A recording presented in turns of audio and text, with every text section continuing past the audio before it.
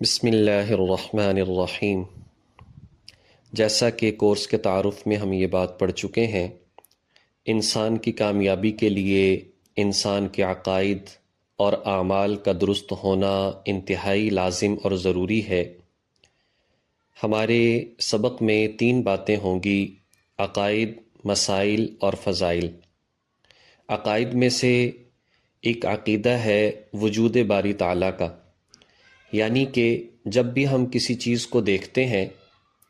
تو ہمارا ذہن اس کے بنانے والے کی طرف متوجہ ہوتا ہے۔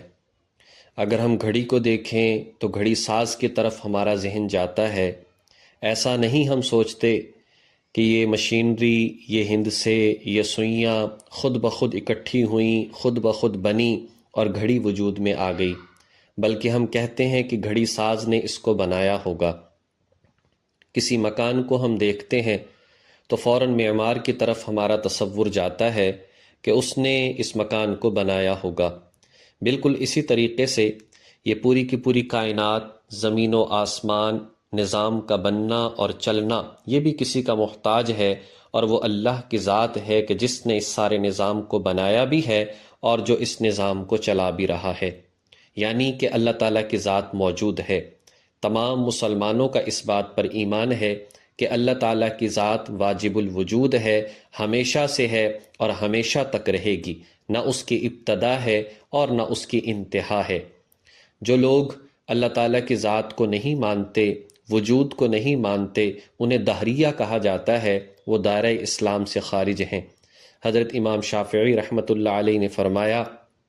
کہ دیکھو، درخت شہتوت کا ہے، پتے شہتوت کے ہیں، اس کا رنگ ایک جیسا، اس کا ذائقہ ایک جیسا، اس کی خاصیت ایک جیسی، لیکن اس کو ابر ریشم کا کیڑا کھاتا ہے تو اس سے ریشم بناتا ہے، اسے شہد کی مکھی کھاتی ہے تو شہد بنتا ہے، اس سے بکری کھاتی ہے تو مینگنیاں بنتی ہیں۔ چیز تو ایک ہی ہے، لیکن مختلف جانوروں کے کھانے سے مختلف چیزیں بن رہی ہیں، یعنی کہ کوئی ذات ہے جو سارے کے سارے نظام کو چلا رہی ہے۔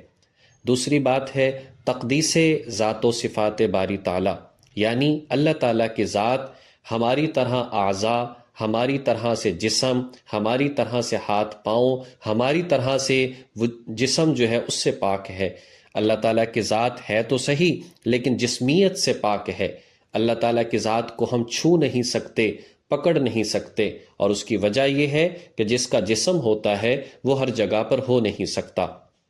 قرآن کریم کے اندر جیسے اللہ تعالیٰ کے ہاتھ کا تذکرہ آتا ہو، اللہ تعالیٰ کے بیٹھنے کا تذکرہ آتا ہو، اللہ تعالیٰ کی پنڈلی کا تذکرہ آتا ہو، تو ہم یوں کہیں گے کہ ان کا تعلق متشابہات کے ساتھ ہے۔ اس کی صحیح مراد کو اللہ جانتا ہے، بس ہم نے آیات کو پڑھ لیا، احادیث میں سن لیا، ہم ایمان و یقین رکھتے ہیں۔ یہی ہمارے ایمان و یقین کے لیے اور عقیدے کی درستگی کے لیے ضروری ہے۔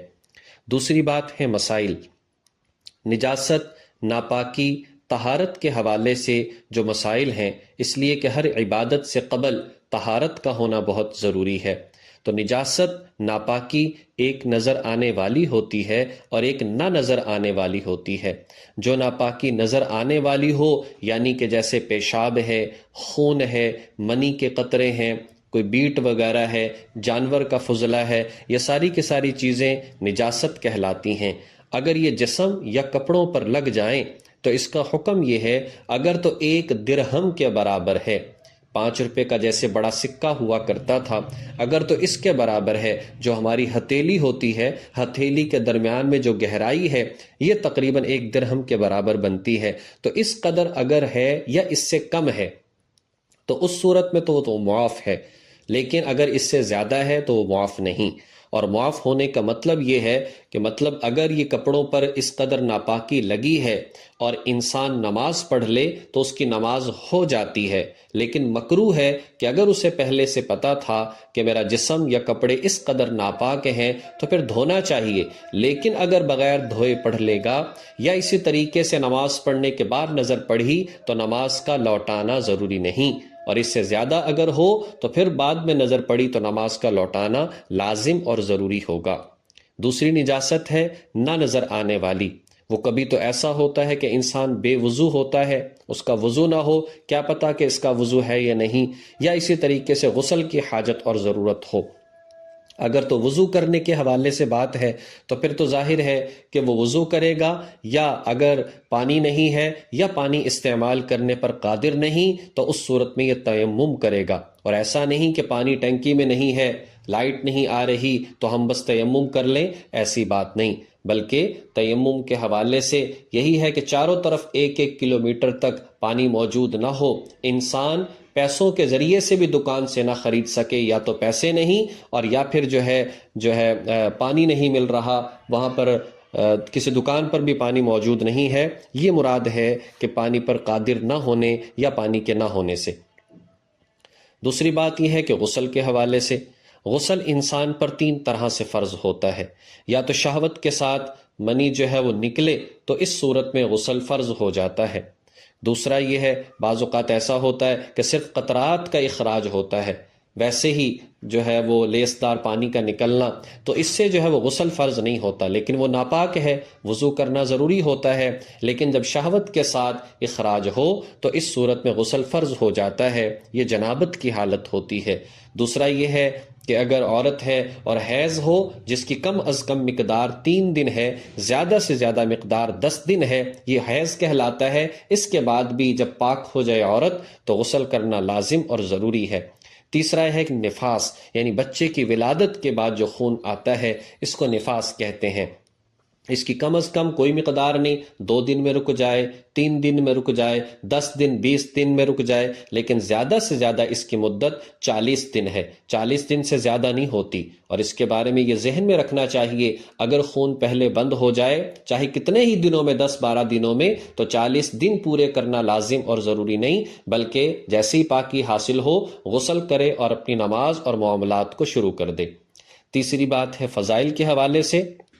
انسان کو اللہ تبارک و تعالیٰ نے اشرف المخلوقات بنایا، اور اللہ کے ذات نے اس کو علم عطا فرمایا، عقل عطا فرمائی، اور پھر اللہ تعالیٰ کے ذات نے اس کو علم دیا جو علم اللہ کی صفت ہے۔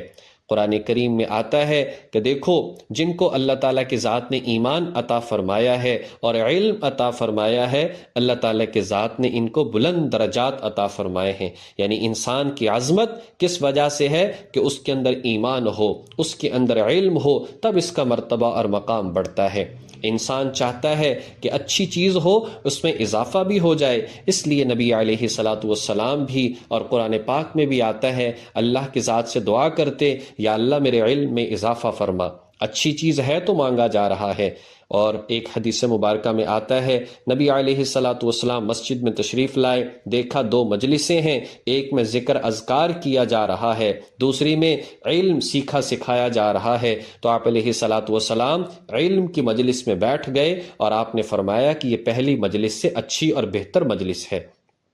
تو اس لیے ہمیں چاہیے علم حاصل کریں تاکہ اچھے برے، جائز ناجائز، حلال حرام کی تمیز ہمیں حاصل ہو سکے۔ اللہ جل شانہ توفیق عمل نصیب فرمائے۔ وآخر دعوانا ان الحمد للہ رب العالمین۔